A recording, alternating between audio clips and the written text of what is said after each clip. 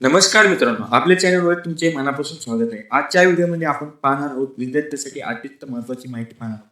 राज्य शासनाने राजश्री छत्रपती शाहू महाराज शिक्षण शुल्क शिष्यवृत्ती योजना आणि डॉक्टर पंजाबराव देशमुख वसतिगृह निर्वाह भत्ता योजना यासाठी मोठा निधी मंजूर करण्यात आला आहे. यामुळे निर्णयामुळे हजारो विद्यार्थ्यांना आर्थिक मदत मिळणार आहे. महाराष्ट्र शासनाच्या कृषी पशुसंवर्धन दुग्ध व्यवसाय विकास आणि मत्स्यपालन विकास 11 मार्च 2026 रोजी शासन निर्णय जाहीर केला आहे. या निर्णयानुसार राज्यातील 4 कृषी विद्यापीठामध्ये शिक्षणाच्या आर्थिकदृष्ट्या दुर्बल विद्यार्थ्यांसाठी निधी मंजूर करण्यात आला आहे. यामध्ये राजश्री छत्रपती शाहू महाराज शिक्षण शुल्क योजनेसाठी 24.20 कोटी रुपये मंजूर करण्यात आले आहेत आणि डॉक्टर पंजाबराव देशमुख वसतिगृह निर्वाह भत्ता योजनेसाठी हॉस्टेलसाठी 8 कोटी रुपये मंजूर करण्यात आले.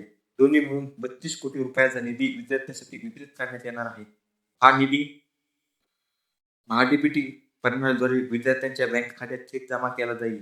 त्यामुळे विद्यार्थ्यांना शिक्षण शुल्क आणि वसतिगृह खर्चासाठी मोठा दिलासा मिळणार आहे.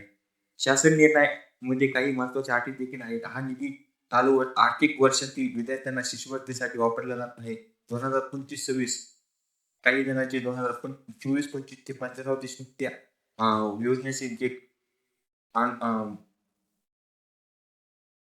हप्ता जमा व्हायचा राहिला आहे अशा विद्यार्थ्यांना त्यांचा दुसरा हप्ता जमा होईल. मात्र विद्यार्थ्यांना बँक खात्यात थेट रक्कम जमा केली जाईल. विद्यार्थी केलेला निधी इतर कोणत्याही कामासाठी वापरता येणार नाही. निधी वितरणाची जबाबदारी संपूर्ण महाराष्ट्र कृषी शिक्षण व संशोधन परिषद पुणे यांच्याकडे असणार आहे.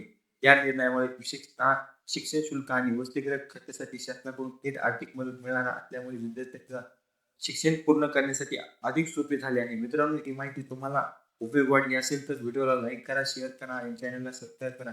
या अर्जाची टेपची लिंक डिस्क्रिप्शन बॉक्स दिली आहे, तिथे जाऊन तुम्ही अर्ज डाउनलोड करू शकता. अशाच महत्त्वाच्या शासन योजना, शिष्यवृत्ती आणि सरकारी अपडेटसाठी आपल्या चॅनल सोबत नक्की जोडा. धन्यवाद मित्रांनो.